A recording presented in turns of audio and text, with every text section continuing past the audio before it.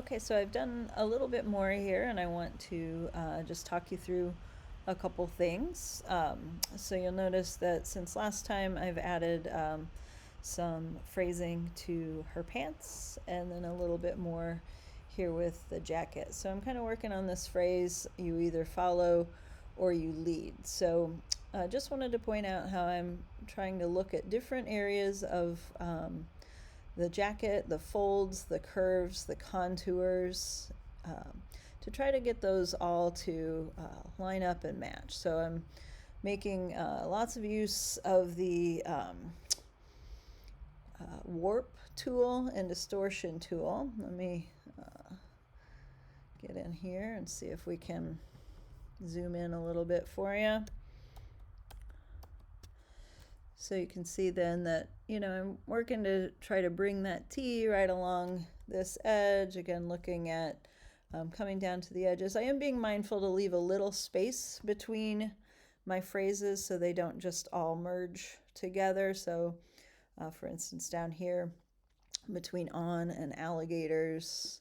And here in tightrope, I had to make a decision because initially I had it going all the way to the end, but I realized it would cover her thumb, and I'll ultimately want to do a different text thing for that. So I decided to kind of stop it short of her thumb so that I would have that area then as another place for text, and I'll find some other little phrases to put in there. So again, that's a reason that you might want to have a few different size words that you're choosing from. So let's go ahead and I'll do this little section here.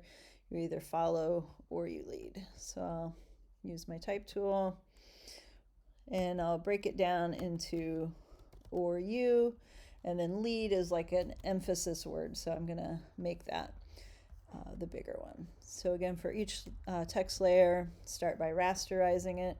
Then on your keyboard, you can hit V, which activates the move tool. That'll save you a lot of steps if you don't have to do that. So I hit V, and you see that it then makes it so that we can edit it here. And I'm going to squish this in, try to get it to work in maybe this little fold right there.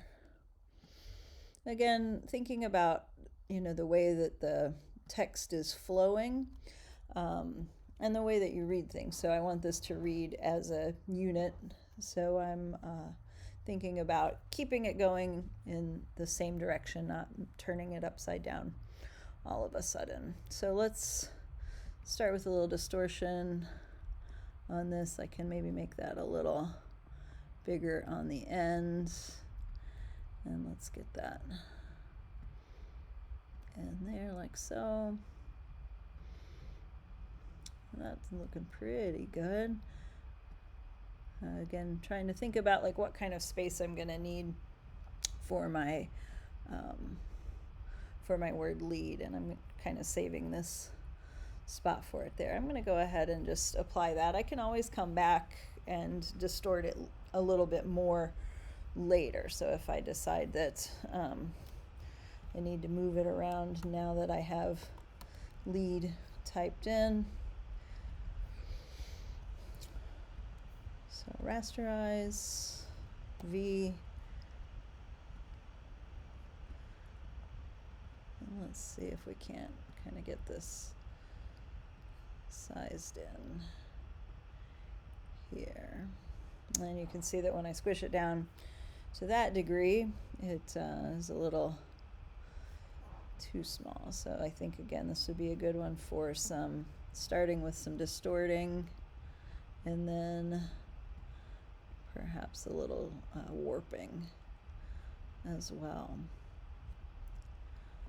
Also thinking again about leaving a little space between those letters. So I'm going to bring that out maybe like so, but I want to tweak it just a little bit more, so I will go ahead and do transform warp here too, so I can bring that A up perhaps a little bit more to fill in that spot.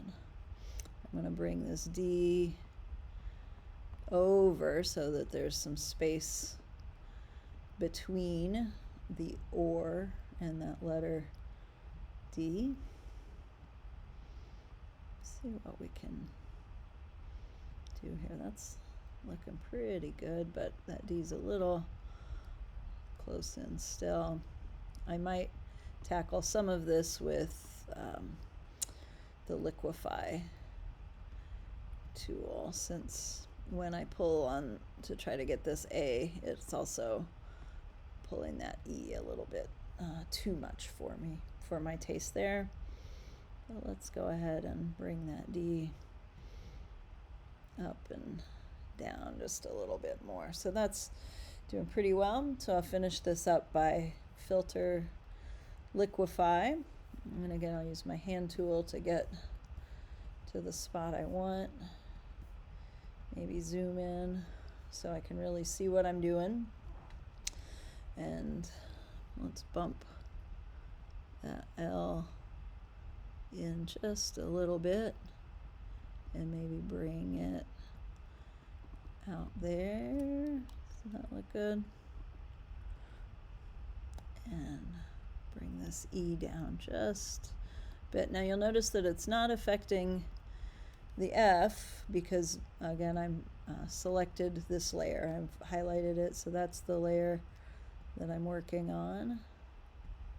So see how I can kind of just pull that a little bit more into shape here to get it to fill that spot where it wasn't wanting to go with that other tool. I might bump that down, and maybe let's see if we can't pull this D. Oops, notice how it made this hole of the D look a little funny, so I'm gonna perhaps pull from outside of that. And I don't like this one little bright spot there on the L. Ooh, maybe I'm making it worse. Oh no.